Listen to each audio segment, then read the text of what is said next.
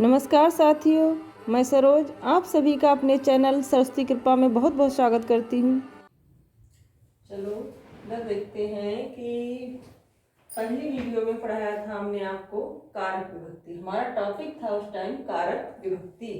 तो उस वीडियो में केवल हमने आपको कारक के बारे में बताया था कि कारक क्या होता है, कारक किसे कहते हैं। पहली वीडियो में हमारा टॉपिक था कारक विभक्ति, उसमें से हम कारक बता चुके हैं आपको कि कारक क्या होता है और कारक आपने समझ लिया होगा कि कारक किसे कहते हैं। उसी में था हमारा कारक विभक्ति। तो कारक तो आप देख चुके हैं। इसके बाद आज का टॉपिक हमारा रहेगा विभक्ति, कि विभक्ति किसे कहते हैं। तो इसके लिए संस्कृत में परिभाषा आती है संख्या कारक बोधयत्री विभक्ति। संख्या और कारक का जो बोध कराती है उसे विभक्ति कहते हैं। संख्या और कारक का जो बोध कराती है उसे विभक्ति कहते हैं। क्योंकि कारक की परिभाषा हमारी क्या थी? क्रिया अन्वितम कारकत्वम। जो क्रिया से अन्वित होता है, क्रिया से जिसका संबंध होता है उसे हम कारक कहते हैं। अब बात आती है विभक्ति की, तो विभक्ति किसे कहते हैं? तो कहा है संख्या कारक बोधयत्री विभक्ति। जो संख्या और कारक दोनों का बोध कराती है उसे विभक्ति कहते हैं। इसी की दूसरी परिभाषा आती है संस्कृत व्याकरण में कि विभाजयन्ते शब्दा अनयेति विभक्ति। विभाजयन्ते शब्दा अनयेति विभक्ति, कि जिसके द्वारा शब्दों का विभाजन किया जाता है या शब्दों को विभक्त किया जाता है, कई भागों में बांटा जाता है, उसे हम विभक्ति कहते हैं। जिसके द्वारा शब्दों का विभाजन किया जाता है उसे विभक्ति कहते हैं। हम परिभाषा लिखते हैं यहाँ पे। पहले तो कारक की परिभाषा आप पढ़ चुके हैं, क्रियान्वितम कारकत्वम। आज देखते हैं विभक्ति की परिभाषा क्या है। तो इसके लिए हमारी परिभाषा है संख्या कारक बोधयत्री।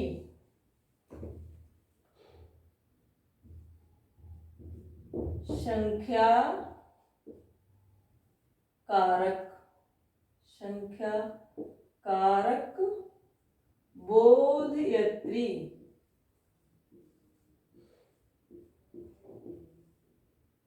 संख्या कारक बोधयत्री विभक्ति।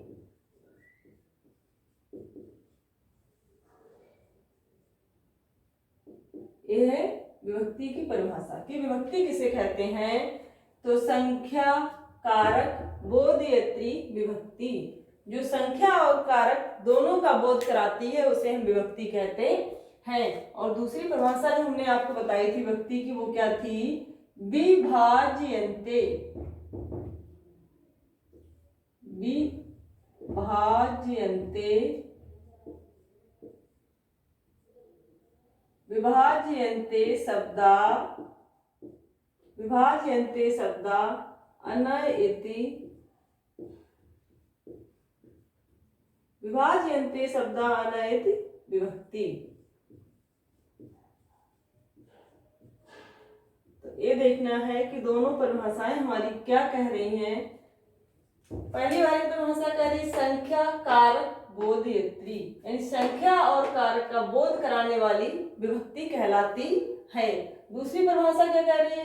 विभाजयन्ते शब्दा अनयेति विभक्ति, जिसके द्वारा, जिसके द्वारा विभाजयन्ते विभाजन किया जाता है शब्दों का, जिसके द्वारा शब्दों का विभाजन किया जाता है उसे हम विभक्ति कहते हैं। तो प्रथम परिभाषा में हमारा था संख्या और कारक का जो बोध कराती है उसे विभक्ति कहते हैं। तो पहले तो हमें यहाँ ये देखना है कि संख्या और कारक, कारक आप समझ चुके हैं कि क्या था। जो कर्ता आदि होते हैं वो क्या है? कारक। कर्ता, कर्म, करण, ये क्या थे? कारक, जो पहली वीडियो में आप देख चुके हैं। अब यहाँ पे देखना है संख्या। तो यहाँ पे संख्या से तात्पर्य है वचन से। संख्या का क्या तात्पर्य है? वचन। तो यहाँ पे हमें देखना है संख्या से तात्पर्य है हमारा वचन। तो संख्या क्या है? एक, दो या दो से अधिक जो आ जाती है संस्कृत में किस में आती है? बहुवचन में। तो एका द्वि बहिवा, संख्या से एकः द्वि बहिवा,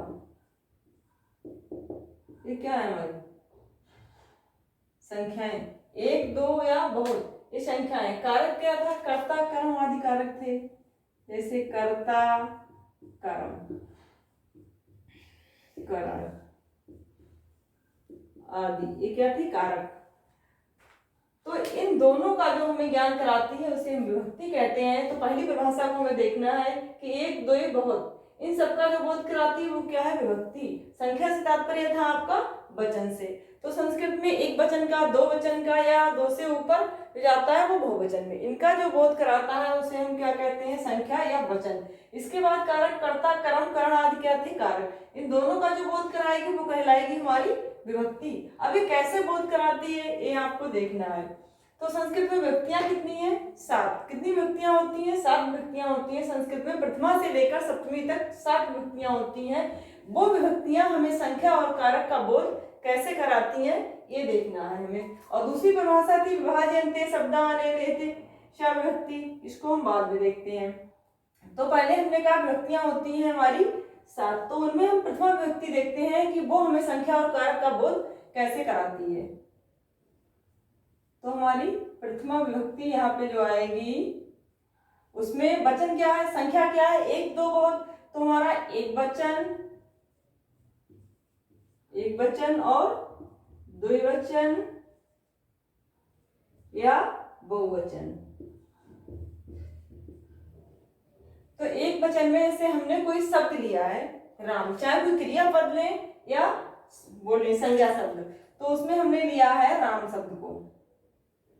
और प्रथमा विभक्ति में देखना है तो प्रथमा विभक्ति में रहेगा हमारा राम, और प्रथमा विभक्ति के एक वचन में राम, और प्रथमा विभक्ति के दो वचन में रामः, और बहुवचन में रहेगा हमारा रामः। राम, रामम, रामः। ये हमारा यहाँ पे वचन का बोध हो रहा है, एक वचन, दो वचन और बहुवचन। तो प्रथमा विभक्ति लगानी है और वचन देखना है। तो प्रथमा विभक्ति के एक वचन में राम और दो वचन में रामो और बहुवचन में रहेगा हमारा रामः। ये तो इससे पता लग रहा है कि विभक्ति जो है, प्रथमा विभक्ति हमें वचन यानी संख्या का भी बोध करा रही, एक, दो और बहुत।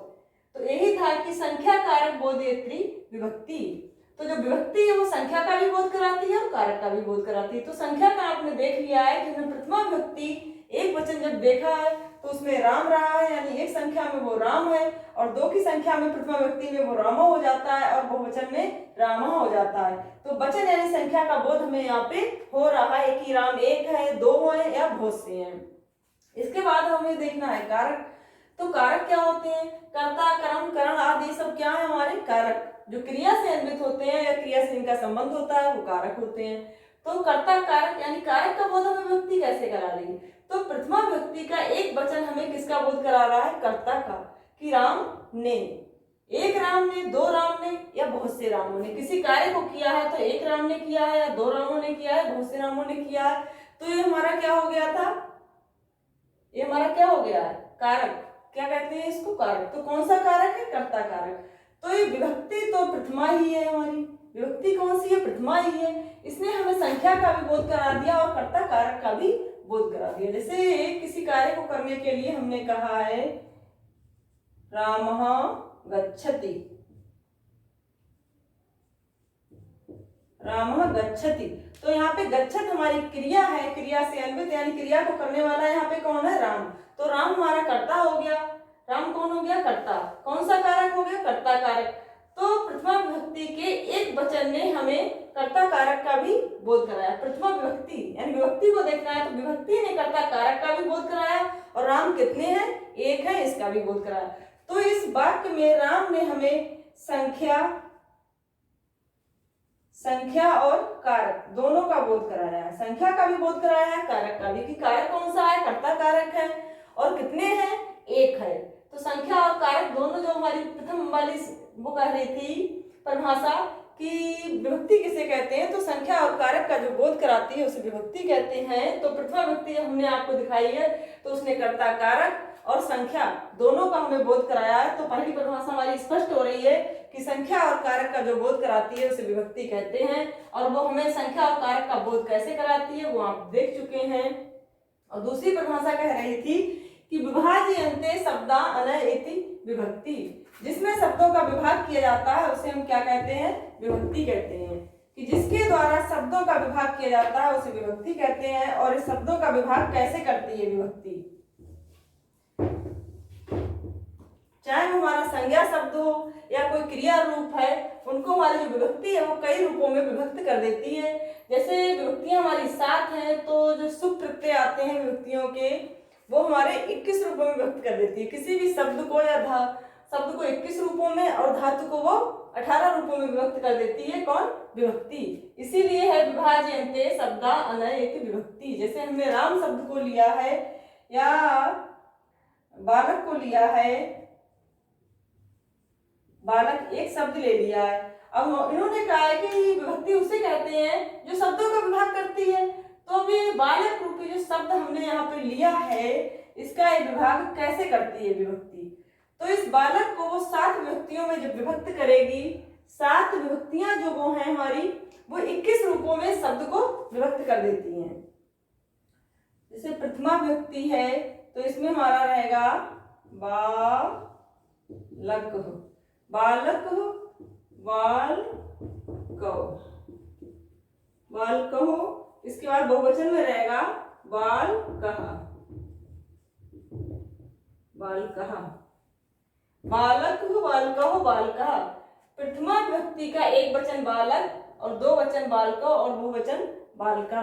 अब ये बालक शब्द का इस प्रथमा विभक्ति ने 3 रूपों में विभक्त कर दिया है इसको। ऐसे ही 7 विभक्तियां हमारी उसे 21 रूप में विभक्त कर देती हैं। इस बालक शब्द को जो विभक्तियां होती हैं वो 21 रूपों में विभक्त कर देती हैं। ऐसे हम कोई भी संज्ञा शब्द लेते हैं या कोई सर्वनाम लेते हैं, तो ये विभक्तियां हमारी उसको सुप प्रत्यय लगाकर 21 रूपों में विभक्त कर देती हैं। अब हम कोई धातु रूप लेते हैं, जैसे हमने भू धातु ले ली है अगर, तो इसको भी विभक्त करती है। इसे 18 रूपों में विभक्त करती है। 9 रूपों में वो परस्मै पद में और 9 रूपों में आत्मनेय पद में विभक्त करती है। विभक्ति इस भू धातु को 9 तरह से परस्मै पद में और 9 रूपों में आत्मनेय पद में विभक्त करती है। तो कुल कितने में? 18 रूपों में उसे विभक्त कर देती है। जैसे भवति, भवति, भवतः, भवन्ति, भवति और भवतः। 2 वचन में क्या रहेगा हमारा? भवता, बहुवचन में भवन्ति,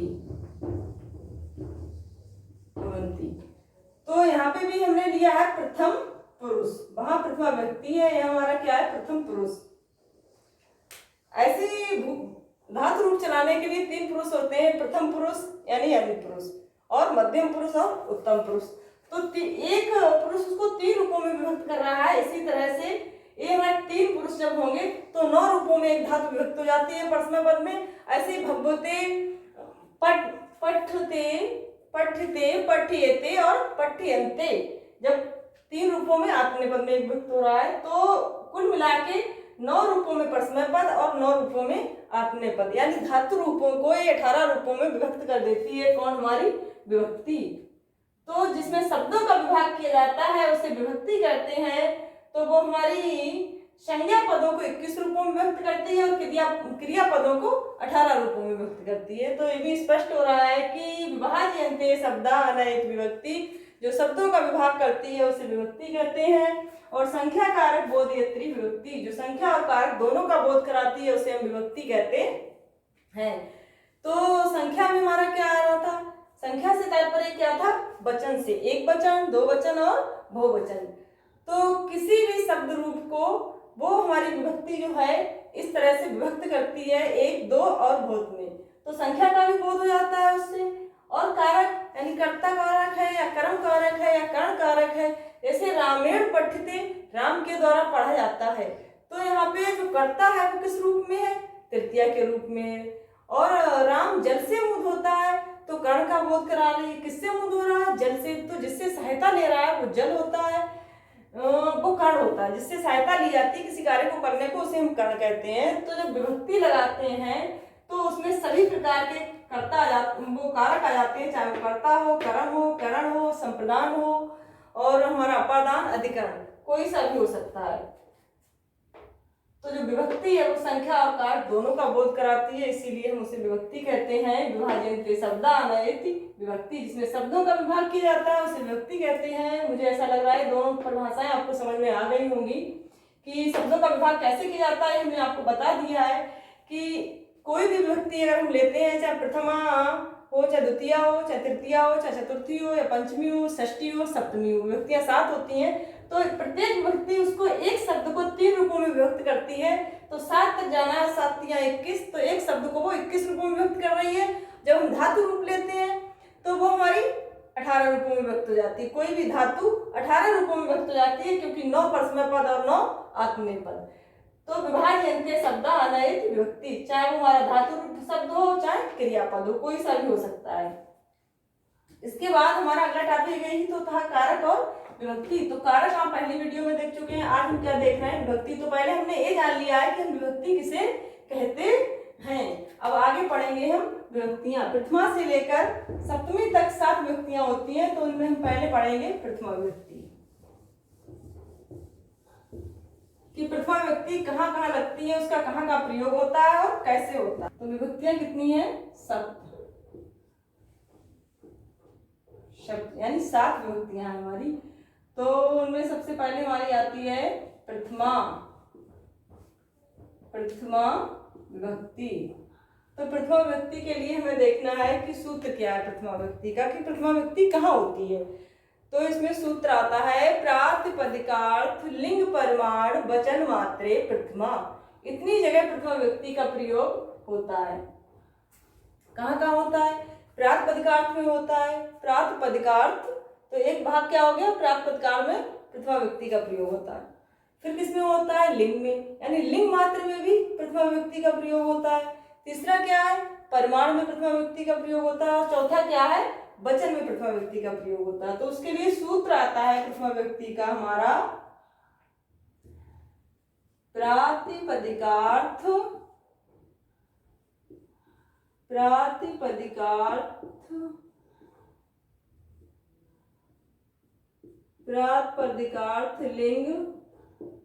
लिंग परिमाण,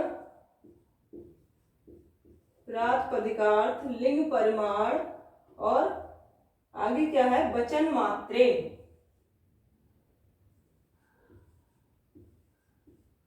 वचन मात्रे प्रथमा।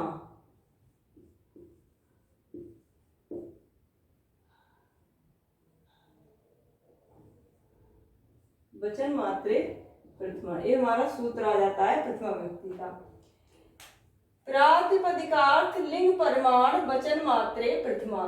तो 4 जगह पे प्रथमा विभक्ति का प्रयोग हो रहा है। एक भाग, इस सूत्र के 4 भाग हो जाते हैं। एक तो प्रातिपदिकार्थ हो जाता है, दूसरा हमारा लिंग का हो जाता है, और तीसरा हमारा परिमाण का हो जाता है, और चौथा हमारा किसका हो जाता है, वचन का। तो इन 4 जगह पे हमारी प्रथमा विभक्ति का प्रयोग किया जाता है, प्रातिपदिकार्थ में, लिंग में, परिमाण में और वचन में।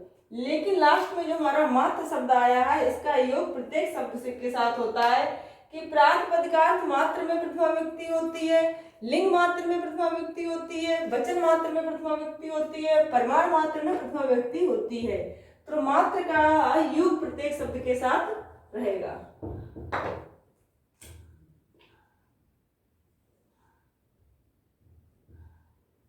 प्रथमा। तो पहला भाग क्या कह रहा है, प्रातिपदिकार्थ में कौन सी विभक्ति होती है, प्रथमा होती है। अब तो ये भी जानना जरूरी है कि प्रातिपदिकार्थ होता क्या है, प्रातिपदिकार्थ किसे कहते हैं। तो प्रातिपदिक क्या होता है, जिसकी नियम से उपस्थिति होती है, नियत उपस्थिति को प्रातिपदिकार्थ, कि जो शब्द बोला गया है, जो शब्द उच्चारित किया गया है, या जो शब्द लिखा हुआ जो हमें दिख रहा है, उसकी नियम से उसका क्या अर्थ निकल रहा है, नियम से उसकी उपस्थिति क्या है, क्या अर्थ निकल रहा है, तो वही हमारा प्रातिपदिकार्थ होता है। जैसे किसी ने बोला राम, तो राम से सीधे जो उच्चारित हुआ है, तो राम का ही अर्थ निकला है, सीधा सीधा अर्थ क्या निकल रहा है, राम। तो वो हमारा क्या है, प्रातिपदिक है, कि नियम से जिसकी उपस्थिति होती है, जो शब्द बोला गया है, उस बोले हुए शब्द के द्वारा जो अर्थ उपस्थित हो रहा है, वही हमारा क्या है, प्रातिपदिकार्थ। इसके लिए आती है कि परिभाषा प्रातिपदिकार्थ, तो जो ना धातु है ना प्रत्यय है और वो अर्थवान है, उसे हम कहते हैं प्रातिपदिक। उसे क्या कहते हैं, प्रातिपदिक।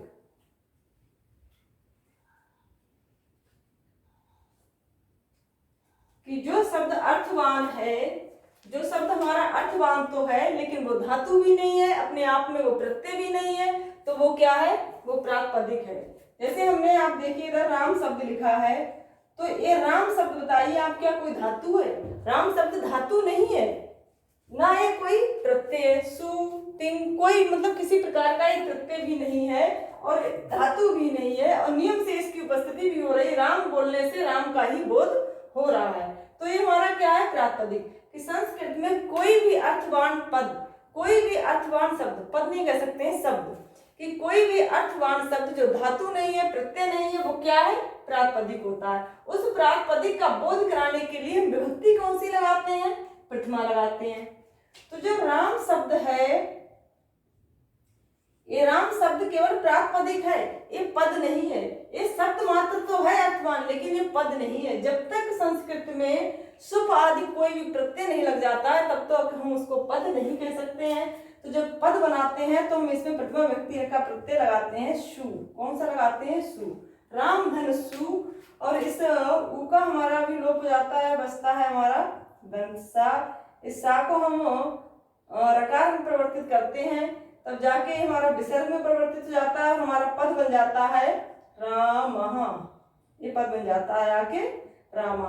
तो इसमें कौन सी व्यक्ति लगी है, प्रथमा व्यक्ति लगी है, कि प्रातिपदिक में हम प्रथमा व्यक्ति का प्रयोग करते हैं। सूत्र ही हमारा कह रहा है कि प्रातिपदिक में प्रथमा व्यक्ति का प्रयोग होता है।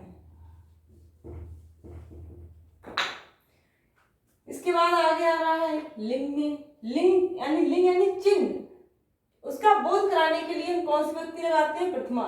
लिंग मात्र में भी प्रथमा व्यक्ति का प्रयोग होता है। इसके बाद आ रहा है परिमाण। परिमाण यानी नाप तौल, तो उसमें भी प्रथमा व्यक्ति का प्रयोग होता है। इसके बाद वचन से तात्पर्य है संख्या। ये संख्या से तात्पर्य था वचन, और यहाँ वचन से तात्पर्य है संख्या। तो संख्या का बोध कराने के लिए हम कौन सी व्यक्ति का प्रयोग करते हैं, प्रथमा का। तो प्रातिपदिक में हमारे कौन से उदाहरण आते हैं। सूत्र को पहले तो हम 4 भागों में बांटते हैं। नंबर 1 है हमारा प्रातिपदिक।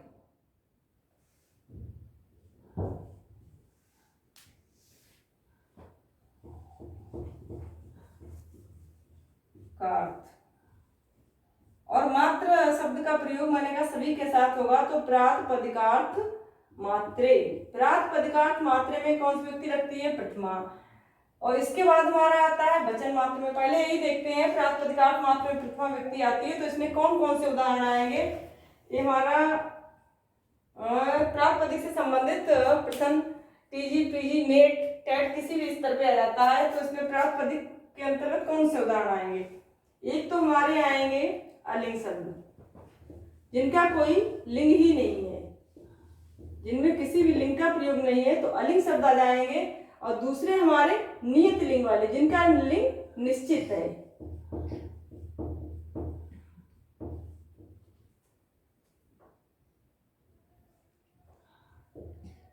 तो पहले तो यही देखना है कि प्रातिपदिक में कौन कौन से उदाहरण आएंगे। प्रातिपदिकार्थ में जो अलिंग शब्द हैं उनके उदाहरण भी प्रातिपदिक में आएंगे।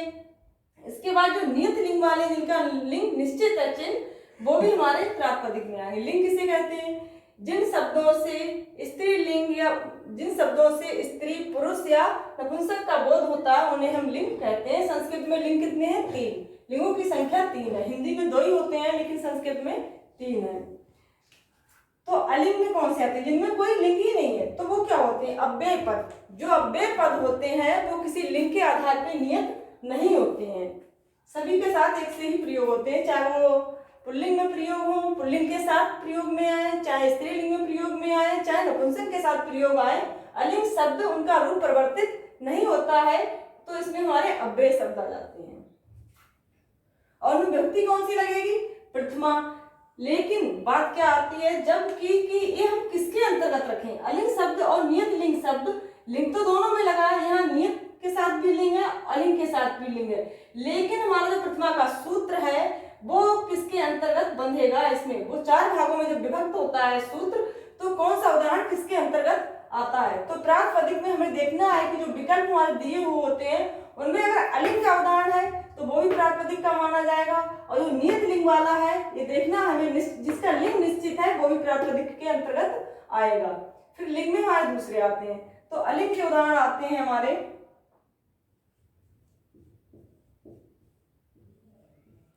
अलिंग पद कौन से होते हैं? अव्यय। तो इसमें हमारा आ जाएगा उच्चय, उच्चय, नीचय, नीचय आदि कोई भी हो सकते हैं कि कोई वस्तु ऊपर है या कोई व्यक्ति ऊपर है या कोई जंतु ऊपर है छत पे या नीचे कहीं भी है, तो हम चाहे वो पुल्लिंग का है, स्त्रीलिंग का है या नपुंसक का है, उसके साथ उच्चय का ही प्रयोग होगा। यहाँ पे लिंग नहीं परिवर्तित हो सकता है कि स्त्रीलिंग के साथ प्रयोग हुआ है तो हम इस अलिंग पदों का भी लिंग परिवर्तित कर लेंगे, नहीं हो सकता है। इसीलिए क्या है? अलिंग, इनका कोई लिंग ही नहीं है, ये सबके साथ प्रयोग में आ जाते हैं। तो इन अलिंग पदों में जो प्रथमा विभक्ति हमें दिख रही है ये किसके अंतर्गत आएगी? प्रातिपदिक मात्र के अंतर्गत आएगी। ये प्रातिपदिक मात्र है, यानी इनका नियम से अर्थ तो उपस्थित है लेकिन इनका लिंग कोई निश्चित नहीं है। तो अप्रातिपदिक वही है जिसका मतलब कोई निश्चित अर्थ तो हो, नियम से इसकी उपस्थिति होती है, उच्चारण में वही हमारा प्रातिपदिक कहलाता है। और नियत लिंग में कौन से आ जाते हैं फिर उदाहरण? आगे आप देखते हैं नियत लिंग में आएंगे हमारे, जैसे कोई भी शब्द लिख सकते हैं, कृष्ण, चाहे हम राम ले लें या कृष्ण ले लें, चाहे स्त्रीलिंग का ले लें हम श्री,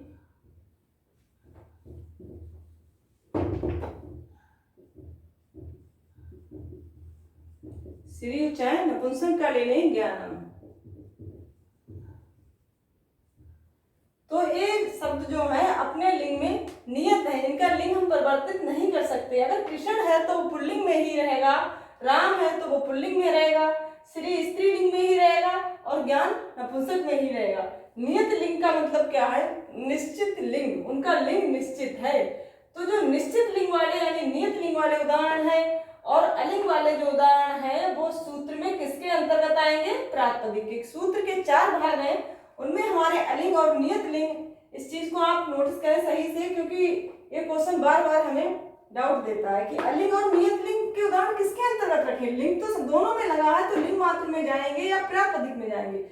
तो अलिंग और नियत लिंग, इसीलिए बार बार कह रहे हैं हम कि अलिंग जिनका कोई लिंग नहीं है और जिनका लिंग निश्चित है वो प्रातिपदिक के अंतर्गत रहेंगे, सूत्र में वो प्रातिपदिक के अंतर्गत रहेंगे। और उनमें व्यक्ति कौन से लगा रहे हैं? प्रथमा। आप देखिए उच्चय, नीचय, कृष्ण, राम, श्री, ज्ञान, सब में प्रथमा व्यक्ति का प्रयोग हुआ है। अब इसका आगे का भाग है हमारा लिंग, कि लिंग मात्र के जो उदाहरण हैं वो कौन से हैं, उनमें व्यक्ति कौन सी लगती है? प्रथमा व्यक्ति ही लगेगी। इन कौन से वाले शब्द आएंगे यहाँ पे?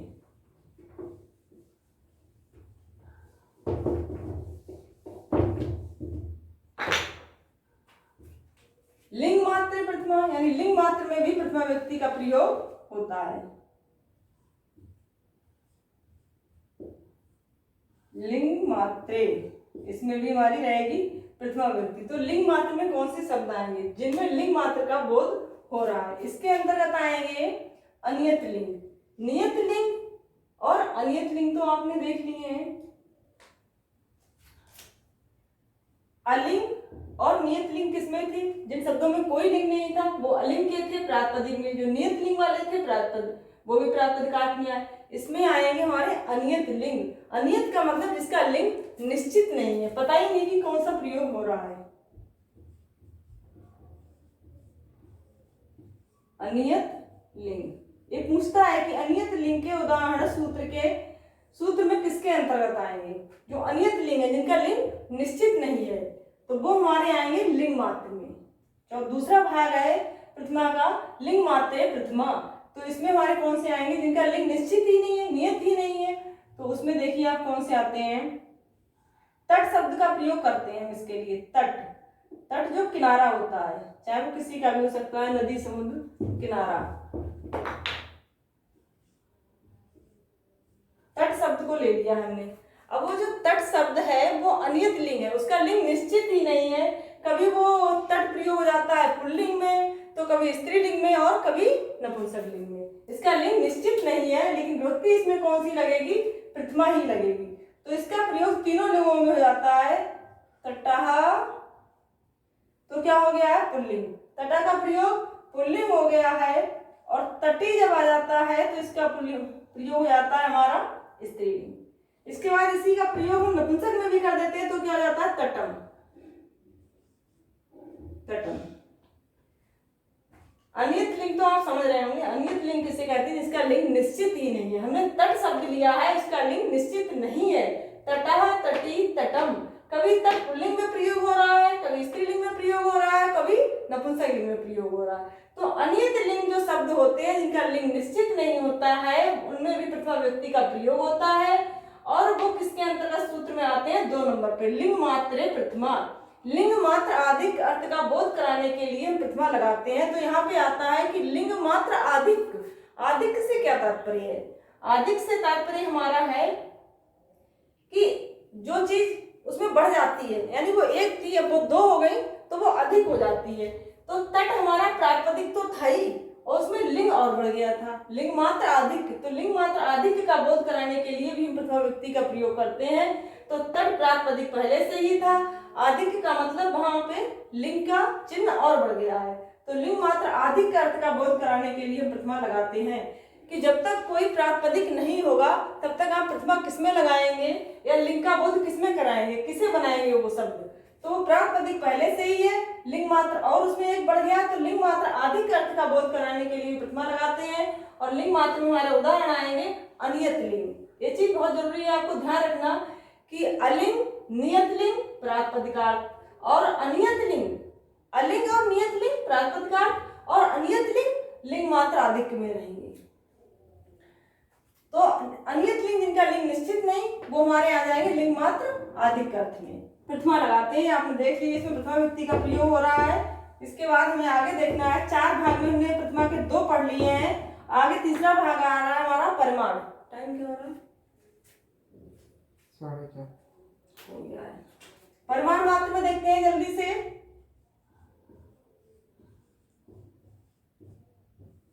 मात्रे शब्द हमने बताया था आपको प्रत्येक के साथ प्रयोग होगा। तो परिमाण मात्रे कि किसी परिमाण यानी माप तौल का बोध कराने के लिए प्रथमा व्यक्ति का प्रयोग होता है। तो इसमें हमारा आएगा द्रोणो ब्रीहि।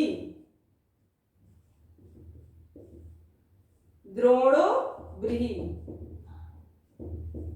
व्रीहि माने होता है धान, व्रीहि माने क्या है धान।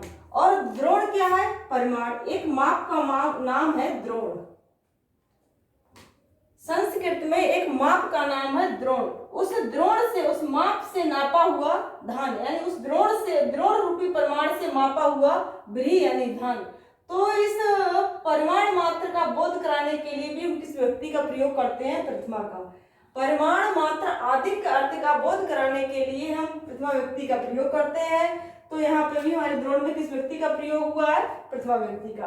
पद तो दोनों प्रथमा के हैं, द्रोण भी और व्रीहि भी। और हमें प्रथमा किसमें लगानी है? परिमाण मात्रे प्रथमा, परिमाण मात्र में प्रथमा।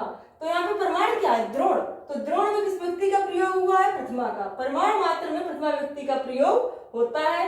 ये सूत्र कह रहा था प्रातिपदिकार्थ में प्रथमा का होता है, लिंग मात्र में प्रथमा का होता है, तीसरा हमारा परिमाण मात्र में भी प्रथमा व्यक्ति का प्रयोग होता है। इसके बाद हमारा चौथा भाग आ रहा है सूत्र का वचन मात्रे प्रथमा, कि वचन मात्र में भी प्रथमा व्यक्ति का प्रयोग होता है। वचन मात्र प्रथमा क्या है? वचन का क्या तात्पर्य है? संख्या। पूछ सकता है सूत्र में वचन से क्या तात्पर्य? वचन से तात्पर्य है संख्या। तो संख्या का बोध कराने के लिए हम किस व्यक्ति का प्रयोग करते हैं? प्रथमा का। तो उसमें हमारा आ जाएगा एक। तो संस्कृत में प्रथमा जब लगाएंगे एक में तो हो जाएगा एक कहा, और दूसरा द्वे, दो और बहवा, बहुत।